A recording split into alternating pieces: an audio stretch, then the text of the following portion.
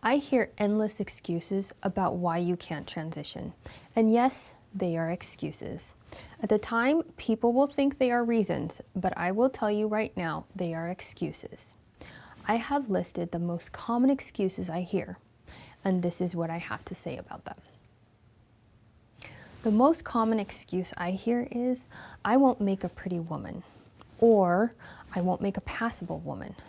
Let me point out something. You don't know that. I don't know that.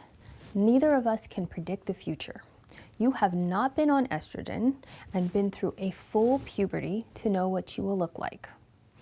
It is just as much of a lie to tell yourself, I will look like a supermodel, as it is to tell yourself, I will look awful.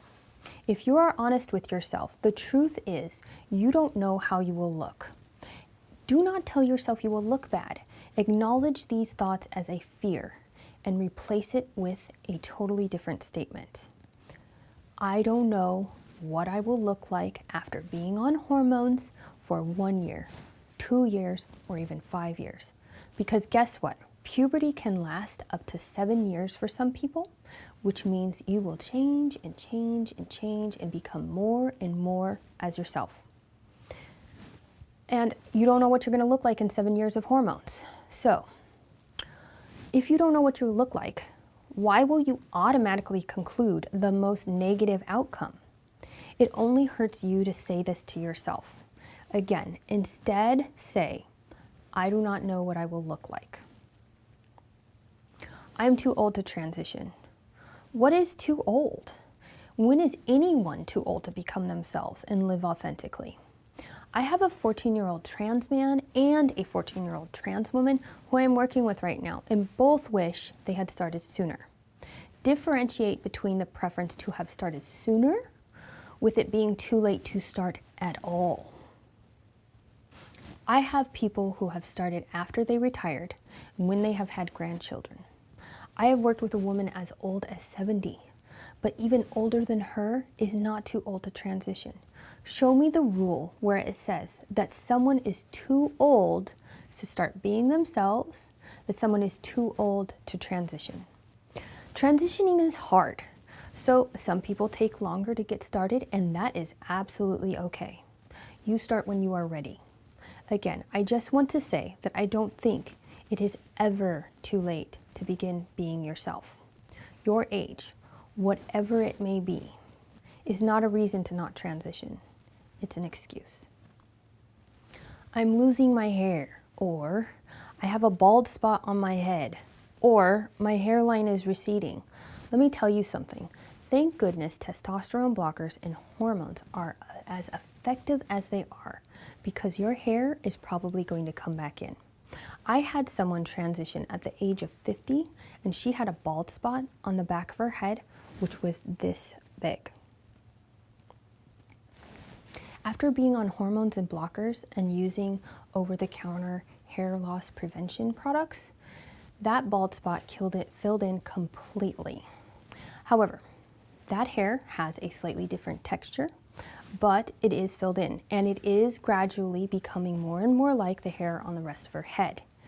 For people with a receding hairline, the hair at the front of your head, from what I see, this doesn't come back to its full extent.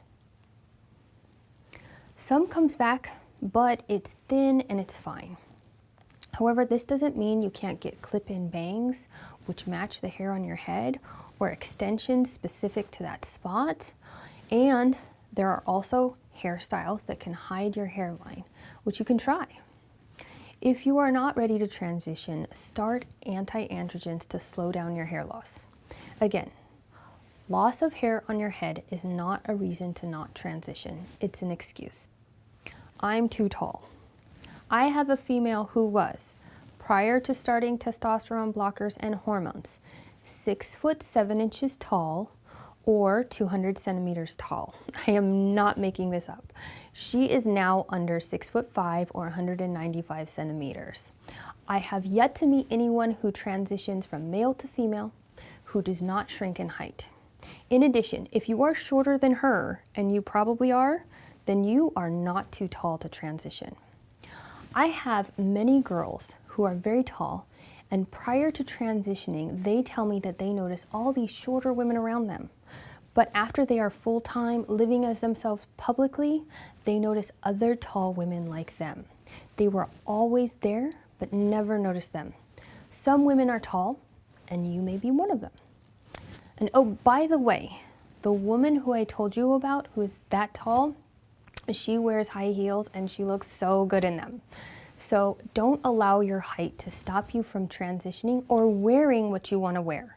Your height, whatever it may be, is not a reason to not transition. It's an excuse. I'm too muscular. Everyone who goes on anti-androgens will lose muscle mass. So if you find that you still are bulky, then you can begin doing yoga or Pilates, and this will make your muscles long and lean. Do yoga for more than 30 minutes, 3 times a week for at least a year, and then have a look at your body. You can start this now even and continue over the course of your life, and who knows how you're going to look in the long run. People will always vary based on their genetics, but you can still influence this to some degree. Having a muscular build is not a reason to not transition. It's an excuse. I'm too hairy. I have hair all over my body. This problem solves itself due to the power of anti-androgens and hormones. I have multiple clients with hair everywhere on their hands and their knuckles, inside of their arms, just all over when they started. These women, they started their hormone replacement therapy and maintained a regular grooming regimen until one day they no longer needed to do so. By the 3rd year of being on hormones and blockers for all of these women, their hair was just completely gone on its own. They had a few random hairs here and there, which they removed with tweezers, but not very many.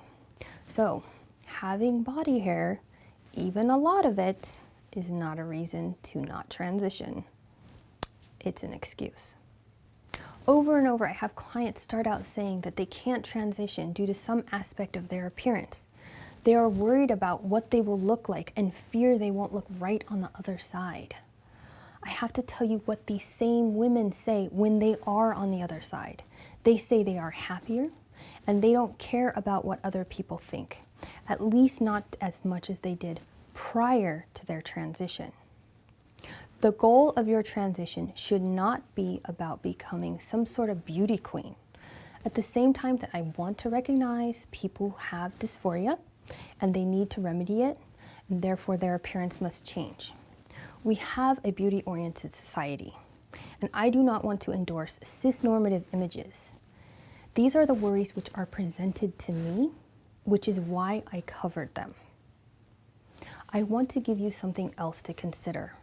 The trans woman out there who may not be passable, but is in public nevertheless, is likely to find herself happier than the woman who is not out. Your focus should be on being happier and finding peace within yourself, because that is what matters.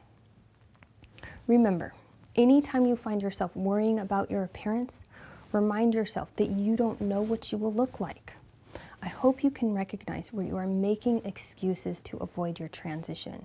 And I hope this video helps you get past them and so that they no longer stand in your way.